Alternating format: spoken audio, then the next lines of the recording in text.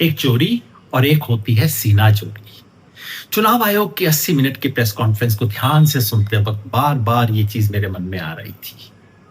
ये सीना चोरी हमें कहां तक लेके जाएगी? 40 साल से मैं इस देश के चुनाव आयोग को देख रहा हूं, उसके बयानों को पढ़ रहा हूं। ऐसी शर्मनाक प्रेस कॉन्फ्रेंस कम से कम मुझे तो कोई याद नहीं आती। याद रखिए संदर्भ क्या है। आज इस देश के विपक्ष का नेता और जिस राज्य में चुनाव होने वाला है उसके तमाम नेता एक वोटर अधिकार यात्रा निकाल रहे हैं वोट की चोरी के खिलाफ। एग्जैक्टली उसके लॉन्च होने वाले दिन, संडे के दिन आफ्टरनून को चुनाव आयोग एक प्रेस कॉन्फ्रेंस करता है। आज सुबह द हिंदू में एक सर्वेक्षण छपा है जो दिखाता है कि चुनाव आयोग की साख आज तक कभी इतनी नहीं गिरी थी जितनी कि आज हो चुकी है। इस संदर्भ में तमाम सवाल हैं। चुनाव आयोग प्रेस कॉन्फ्रेंस करता है, किसी सवाल का जवाब नहीं देता। सवाल है कि अगर राहुल गांधी से आप एफिडेविट मांगते हैं तो अनुराग ठाकुर से क्यों नहीं? सवाल है कि आप क्या बेंगलोर में जो कुछ प्रमाण आए हैं उसकी जांच करेंगे? सवाल है कि इससे पहले जिन लोगों ने हलफनामा दिया था उनको उत्तर क्यों नहीं मिला? सवाल है कि इसका मतलब है कि देश में 2024 में जो वोटर सूची थी वो डिफेक्टिव थी, फ्रॉड हुआ था क्या वोटर देश में? सवाल है कि बिहार में कितने लोगों ने बगैर डॉक्यूमेंट के अपने एन्यूमरेशन फॉर्म दिए, कितने लोगों के फॉर्म पे नॉट रिकमेंडेड लिखा गया?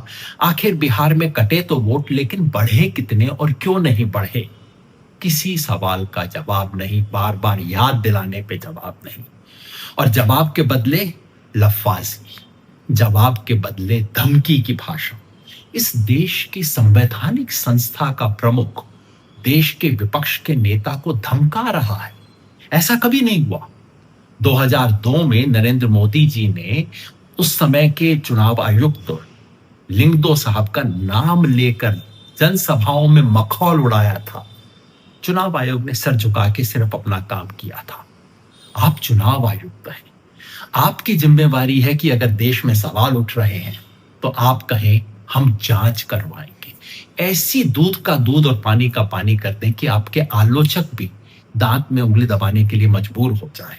आपका काम है कि कल तक किसी के मन में अगर शक था तो उस शक को आप समाप्त कर दें। लेकिन आज चुनाव आयोग ने जिस तरह की भाषा का प्रयोग किया, झूठ का, धमकी का, इतना बड़ा झूठ कि पूरे बिहार में हर जगह पे बीएलओ ने मीटिंग की और लोगों के सामने मृतक और स्थानांतरित लोगों की सूची दी। सफेद झूठ। ऐसे झूठ की भाषा, लफाजी की भाषा आपके अहम को तुष्ट कर देगी, लेकिन इस संवैधानिक संस्था को बचाने में मदद नहीं करेगी। मैंने इस देश के चुनाव आयोग की तारीफ भी की है, दुनिया भर के चुनाव आयोग को देखा भी है। चुनाव आयोग को खत्म होते, नष्ट होते और लोकतांत्रिक व्यवस्था को गिरते हुए देखा है।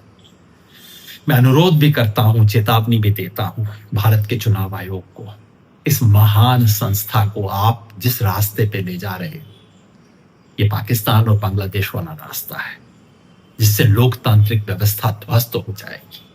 अपने अहम के लिए नहीं, इस देश की लोकतांत्रिक व्यवस्था को बचाए रखने के लिए कृपया ये धमकी और लफाजी की बात बंद कर दीजिए।